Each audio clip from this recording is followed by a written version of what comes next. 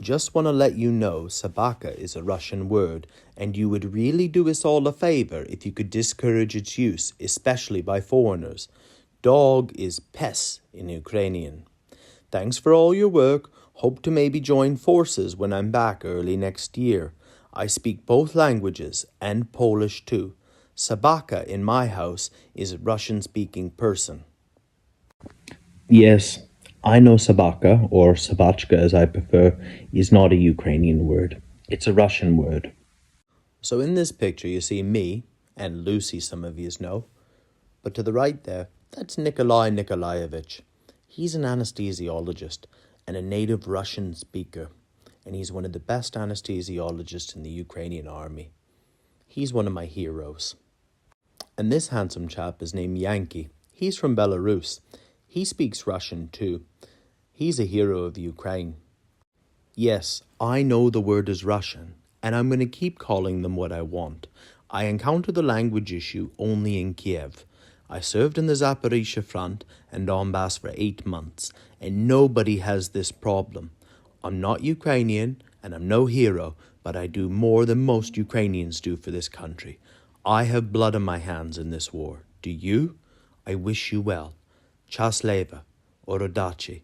Doesn't matter the language, only what's in the heart.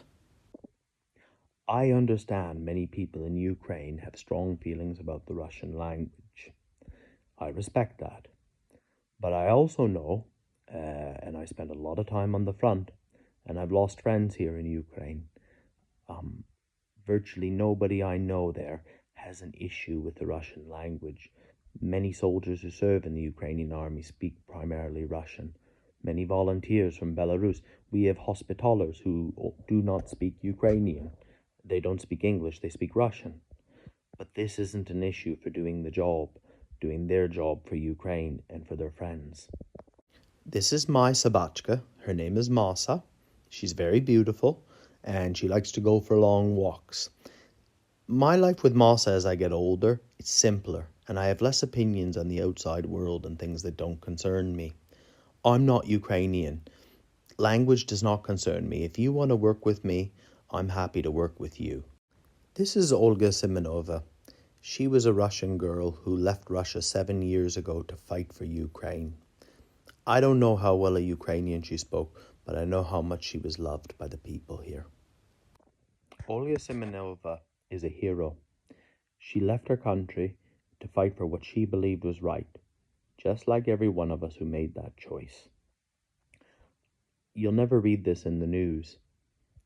She lost both of her legs and her left arm, and my friend from America fought to save her life. I watched her death in great detail in 4K from his GoPro, and you'll never ever see that, and it was horrific. And she fought with her till her last dying breath for Ukraine, a Russian woman. This is my best friend from growing up in my hometown. His name's Isaac. He's black. Now, some people might think when they look at this picture, he's not black enough. Or maybe some people even like to have a friend because they're black, to have at least one. I think that's disgusting. Isaac's my friend because I like him, and it's always been that way. Now, what I learned growing up with Isaac, what kind of man would I be if I didn't carry that ideal through to my adult life, regardless of the pressure? See, I've been in Ukraine now for 8 months, and I'm definitely not an example to follow. I'm certainly not an intellect. Apparently, I have brain damage. But I'm going to do the best I can, and I will hold true to those ideals. If you want to hate Russian speakers, go ahead, but don't tell me what to call my dog. I wish you nothing but the best.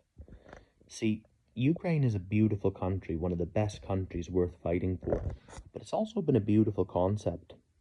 Now, I grew up in Canada and lived in England and then moved to Sweden and been all over the world. But since 2015, I've seen nothing but division. I've seen Brexit, I've seen Trudeau, I've seen Trump, I've seen COVID-19 tear friends and family apart.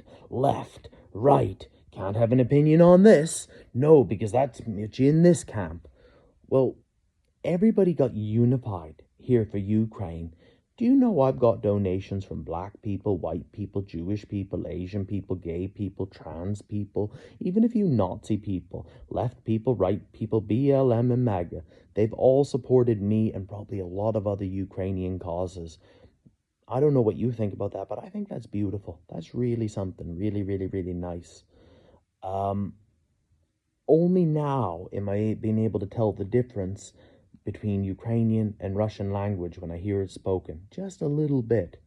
So I don't remember what language. All I remember is the good person and what they did and how they helped me and how they helped others. I know it's hard for you, and I'm not attacking the person who wrote this message, but a lot of people feel that way in this country.